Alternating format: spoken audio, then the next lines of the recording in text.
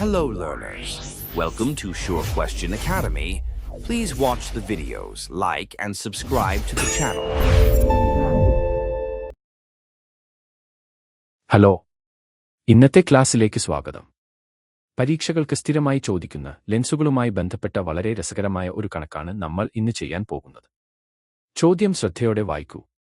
6 centimetre ഉയരമുള്ള ഒരു വസ്തു ലെൻസിൽ നിന്നും 60 സെന്റിമീറ്റർ അകലെ വെച്ചപ്പോൾ 40 സെന്റിമീറ്റർ അകലെയുള്ള സ്ക്രീനിൽ അതിനൊരു പ്രതിബിംബം ലഭിച്ചു.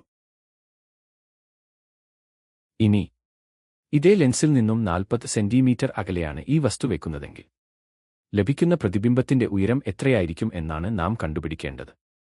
കേൾക്കുമ്പോൾ കുറച്ചു വലുതായി തോന്നാം, പക്ഷേ നമ്മളിത് വളരെ എളുപ്പത്തിൽ ചെയ്യും.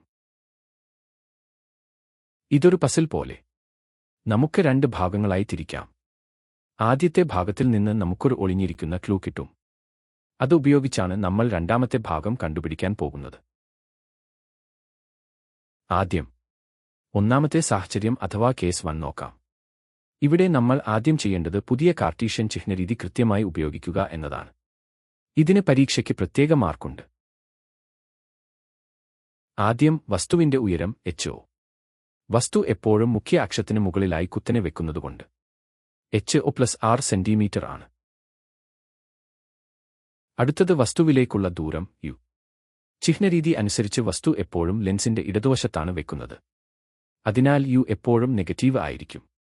ഇവിടെയും -60 സെന്റിമീറ്റർ ആണ്. ഇനി പ്രതിബിംബത്തിലേക്കുള്ള ദൂരം V.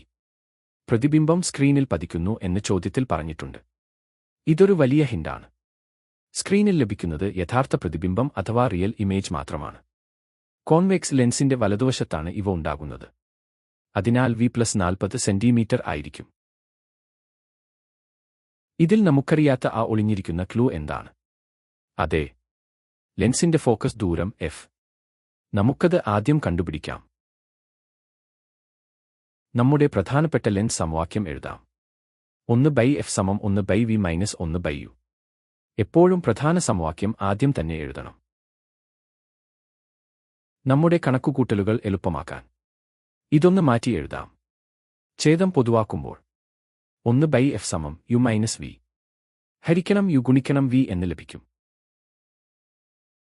ഇതിൽ നിന്നും f നേരിട്ട് കണ്ടുപിടിക്കാൻ ഇതിന്റെ വ്യുൽക്രമം അഥവാ റെസിപ്രോക്കൽ എടുത്താൽ മതി.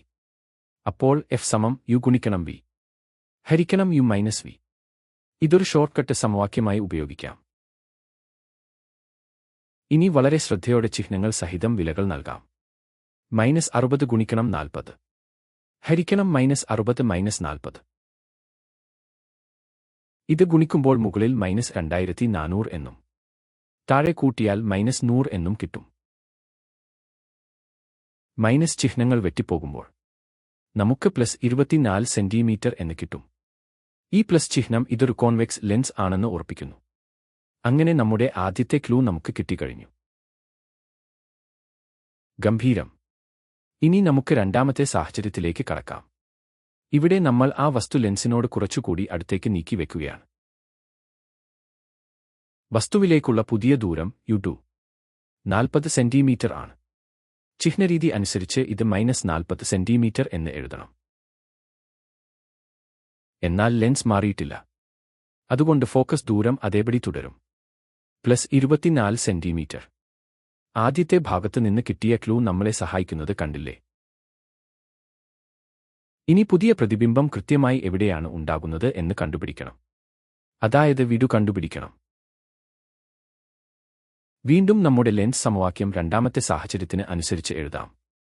1/v2 - 1/u2 = 1/f. നമുക്ക് 1/v2 ആണ് കണ്ടുപിടിക്കേണ്ടത്. അതിനാൽ ഇതിനെ മാറ്റി എഴുതുമ്പോൾ 1/v2 = 1/f + 1/u2 എന്ന് കിട്ടും.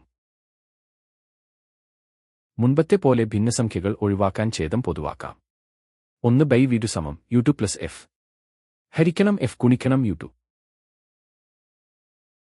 ഇതിൽ നിന്നും v2 നേരിട്ട് കണ്ടുപിടിക്കാൻ റെസിപ്രോക്കൽ എടുക്കുമ്പോൾ v2 = f ഗുണിക്കണം u2 ഹരിക്കണം u2 + f.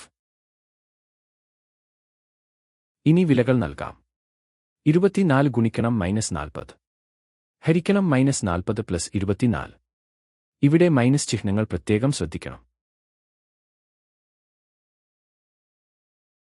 ഇത് ലഘൂകരിക്കുമ്പോൾ മുകളിൽ -960 എന്നും താഴെ -16 എന്നും കിട്ടും. ഇവ ഹരിക്കുമ്പോൾ നമുക്ക് +60 സെന്റിമീറ്റർ എന്ന് ലഭിക്കും. അതായത് പുതിയ പ്രതിബിംബം ലെൻസിന്റെ വലതുവശത്ത് 60 സെന്റിമീറ്റർ അകലെയാണ് ഉണ്ടാകുന്നത്. നമ്മൾ അവസാന ഘട്ടത്തിൽ എത്തി. പ്രതിബിംബത്തിന്റെ ഉയരം കണ്ടുപിടിക്കാൻ ലെൻസ് ആ വസ്തുവിനെ എത്രത്തോളം വലുതാക്കി എന്ന് അറിയണം. അതിനായി മാഗ്നിഫിക്കേഷൻ അഥവാ ആവർത്തനം m കണ്ടുപിടിക്കാം. മാഗ്നിഫിക്കേഷൻ m = v2 ഹരിക്കണം u2. അതായത് പ്രതിബിംബ അകലം ഹരിക്കണം വസ്തുവിലേക്കുള്ള അകലം. വിലകൾ നൽകാം. 60 ഹരിക്കണം -40. പൂജ്യങ്ങൾ വെട്ടിക്കളയുമ്പോൾ 6 ഹരിക്കണം -4 എന്ന് വരും. ഇത് -1.5 എന്ന് ലഭിക്കും. അതായത് പ്രതിബിംബം വസ്തുവിനേക്കാൾ 1.5 മടങ്ങ് വലുതാണ്. ഇനി ഫൈനൽ ആൻസറിലേക്ക് വരാം. പുതിയ പ്രതിബിംബത്തിന്റെ ഉയരം hi കണ്ടുപിടിക്കാം. മാഗ്നിഫിക്കേഷൻ എന്നത് image height by object height കൂടിയാണല്ലോ. അതായത് m = hi ഹരിക്കണം ho. ഇതിൽ നിന്നും hi നേരിട്ട് കണ്ടുപിടിക്കാൻ hi = m ഗുണിക്കണം ho എന്ന് എഴുതാം. നമുക്ക് കിട്ടിയ മാഗ്നിഫിക്കേഷൻ ആയ -1.5നെ വസ്തുവിന്റെ ആദ്യത്തെ ഉയരമായ r കൊണ്ട് ഗുണിക്കാം. അപ്പോൾ നമുക്ക് -9 സെന്റിമീറ്റർ എന്ന് കിട്ടും. എന്താണ് ഈ മൈനസ് ചിഹ്നം കൊണ്ട് ഉദ്ദേശിക്കുന്നത്? ഫിസിക്സിൽ ഇതിന് വലിയ പ്രാധാന്യമുണ്ട്. പ്രതിബിംബം മുഖ്യ അക്ഷത്തിന് താഴെ തലകീഴായാണ് രൂപപ്പെട്ടിരിക്കുന്നത് എന്നാണ് ഇത് സൂചിപ്പിക്കുന്നത്. പരീക്ഷയ്ക്ക് ഈ വ്യാഖ്യാനം കൂടി എഴുതിയാലേ മുഴുവൻ മാർക്കും കിട്ടൂ. അങ്ങനെ വളരെ എളുപ്പത്തിൽ നാം ഈ വലിയ ചോദ്യത്തിന് ഉത്തരം കണ്ടെത്തിയിരിക്കുന്നു. ചിഹ്നങ്ങൾ ഉപയോഗിക്കുന്നത് നന്നായി പ്രാക്ടീസ് ചെയ്യുക. വീഡിയോ കണ്ടതിന് നന്ദി. Happy learning.